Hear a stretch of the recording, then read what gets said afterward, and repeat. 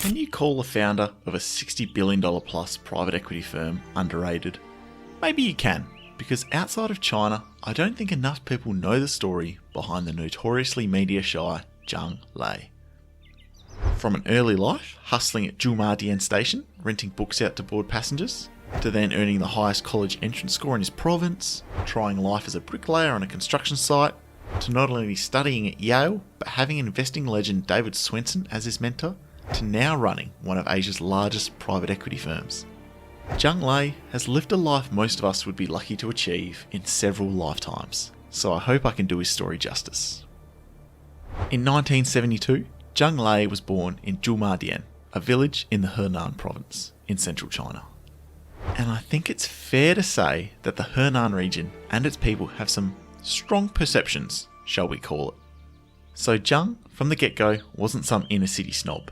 His parents both worked full-time, and Zhang mentions that as a child of a dual-income family, one of the benefits was that there was no one in charge, so he would sneak out while his parents were away at work. He was a sporty kid in primary school and his grades were poor. He hated homework and he almost didn't make the minimum admission score for junior high. But even though he hated homework, Zhang always loved reading books. And lucky for him, he had a relative that worked at the city library, so his parents would often ship him off to the relative for the day. And given Zhang's rebellious streak, his relative was afraid of him running away, so they locked him in the library, and although he was naturally active, he enjoyed calming down and reading books all day in the library alone. But business would enter Zhang Lei's life when he was 7. As his parents lived close to a train station, he noticed a business opportunity to solve a pain point. Because the trains on the Beijing-Guangzhou line often stopped for long periods of time when they arrived at Zhumadian station, Zhang figured out that for passengers waiting, the best product he could offer was to eliminate boredom. So Zhang mobilised his classmates to bring together books, comic strips and various magazines so that passengers would be able to borrow these for a fee. Zhang and his crew even started a package service, providing water and snacks when passengers would rent 5 books at once. A valuable early lesson in finding product market fit. But after this small lesson in business, and reading anything and everything he could get his hands on, he fell in love with deep thinking, logical reasoning and decision making. So he decided that he would get his academic act together and work towards leaving the small town of Zhumadian and attending the best university that he could. In his college entrance exams, he scored not only the highest marks in his school, but the entire province, thus earning him a scholarship to Renmin University in Beijing. But before attending college, and in order to gain some life experience he calls it, Zhang did work at a construction site and worked as a bricklayer for a month. Back to Renmin University, Zhang decided to major in international finance. And why choose that area of study? Simply because he heard that his major had a high admission score requirement and that there were foreign teachers teaching in foreign languages. But after graduating in 1994 at the age of 22, there was a big decision to make. What job should Zhang choose? At that time in China, the domestic financial market was undeveloped and there were very few securities and investment companies. Most of his fellow classmates chose to work in banks after graduation. And this is a common theme throughout his life, but Zhang took a different approach. He chose to join China Min Metals Group, which was an odd choice, but ended up being a great fit for him, because it gave him the perspective of a real working business, allowed him to meet colleagues with different educational backgrounds, perspectives and insights, and it gave him ample opportunities to travel for work and see the southwest Chinese provinces of Guizhou, Yunnan, Sichuan and more. As a result of this job and the travel within China, slowly but surely the allure of studying overseas began to grow in him as well. Zhang had many classmates and friends who had previously studied abroad, and him being ever the self-starter, he decided that he should go outside China to see and gain experience too. It was 1998, and even with the hurdle of high tuition fees and living expenses, he took the plunge. He applied for multiple colleges and got admission to several, but Yale Graduate School was the only one that offered him a scholarship. As Zhang mentions, it was impossible to refuse. Another bonus in Yale's column was their dual master's degree program, so he was able to do his MBA and MA in international relations. But after a year of study, there was a small speed bump. The MBA program only provided scholarships for the first year, and the tuition and living expenses for the second year were completely unfunded. So finding a source of income was the goal. The initial job search was less successful than ice skating uphill. Zhang entered the interviews in high spirits and left them downcast. He admits that he didn't understand the nuances of interviews and how they operated, but he also didn't specifically prepare for it, so whose fault really was it? Because the job hunt was unsuccessful, Zhang had to find another way. It was the dawn of the internet era, so he decided to take a year off from Yale, return to China, and start a business. So along with several old classmates, he set up a website to build an investment and financing exchange platform. The core idea was to essentially connect capital and entrepreneurs. And in the craziness that was the internet bubble, they managed to reach profitability within 6 months and also quickly got financing.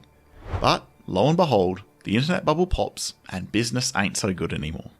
They wound up the business, and even though there was no need, Zhang made a point to return the money that the investors financed their company to begin with. Returning investors' money and the internet economy would be key factors in the future for Zhang. So back to Yale he went. Wandering the grounds, by pure chance, he sees an internship opportunity in the Yale investment office. Zhang remembers that the interview with David Swensen went well. He was pretty serious and he asked a ton of questions about investing, but Swensen was surprised when Zhang answered mostly, "I don't know," to Swensen's questions, and that Zhang believes that he was hired because he was honest about his shortcomings. So a relationship blossomed between Zhang and Swensen, and one that would be immensely beneficial down the line. After graduating from Yale, Zhang didn't quite find his fit. He was an investment analyst for a global emerging markets fund that covered South Africa, Southeast Asia and China, and he enjoyed that he often travelled to South Africa to study mineral resources. After that, he was also the New York Stock Exchange's first chief's representative for China and founded the New York Stock Exchange's Hong Kong and Beijing offices.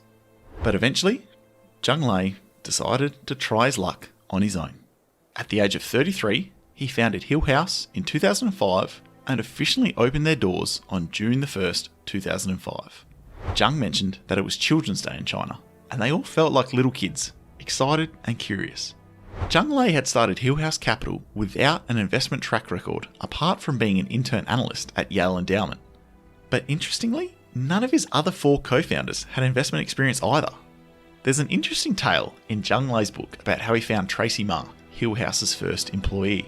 Today, Tracy is a current partner and COO at Hillhouse, but her path there was less than straightforward. This is what Zhang said. "At the time, I called an old classmate and asked him to join. He refused but recommended his wife. And I asked, 'Are you serious? You refused me and threw your wife over?' His answer at the time was very objective and sincere. 'I'm already a partner at a large law firm.' The early days of Hillhouse, though, were tough. Zhang, the ever-frugal entrepreneur, decided that the air conditioner would turn off at 6 p.m. and that they would have to open the windows to cool the office down. But because they're near ground level, there were plenty of mosquitoes that would often find their way in. Staff would joke and count the number of bites they had. And raising capital was a whole different ballgame. When Hillhouse was first founded, the domestic private equity fund in China was still in its infancy, so raising the initial capital became a severe challenge in the early life of the business. But luckily, given the atmosphere of China's rapid development, Hillhouse decided that they would focus on China's story and growth to impress overseas investors. So if you can connect the dots here, Hillhouse's first LP, unsurprisingly, was Yale Endowment. And some of you also may have picked up on that Zhang named the company after Hillhouse Avenue in New Haven, Connecticut, right near Yale's investment office. Zhang Lei often jokes about that startup period. "When I started Hillhouse, I had this weird strategy and it sounded distracted. That's why no one else invested in me other than Yale." But Zhang's mentor, David Swensen, in a CCTV interview said, Sometimes people say, oh, this individual is 1 out of 100. Wow. And that's not Lei. Lei is 1 out of 1,000,000. All in all, Yale ended up committing $20 million initially and then committed a further $10 million shortly after due to Hillhouse's initial outperformance. Are you wondering about Yale's returns? Take a seat, you just might fall over. As of April 2020, Hillhouse's investment from Yale was now worth over $2.4 billion, with a B. Decent return on investment, I guess. Zhang Lei has a bloody interesting story overall, but his incredible success with Hillhouse is the cherry on top. Hillhouse has a very successful track record investing in a range of companies across various sectors, including technology, healthcare, consumer goods, and this has enabled it to generate significant returns for its investors over the years. And by significant returns, I do mean significant. In the 10 years since its founding, in 2005, one investor said that Hillhouse returned a yearly average of 39%. 39%. The S&P 500 averaged a little under 6% in that same period, in case you were wondering. And then the next question would be, what investments have driven Hillhouse's insane growth? Early on in their company history, Hillhouse made an investment in Tencent. At that time, the company's primary product was the QQ messaging service, and its total market cap was under $2 billion. Today, Tencent has transformed into a massive internet enterprise with a valuation over $400 billion. Tencent wasn't the clear-cut home run though. Zhang and Hillhouse had their doubts. They didn't know if Tencent could find monetization opportunities or if enough people would actually use it. But luckily, on a business trip, when they were doing their due diligence on another business, they found out that small merchants all over China were putting QQ on their business cards. Hillhouse still holds Tencent to this day, and Zhang now remarks that they honestly didn't buy enough shares. Another home run investment they've done is JD.com.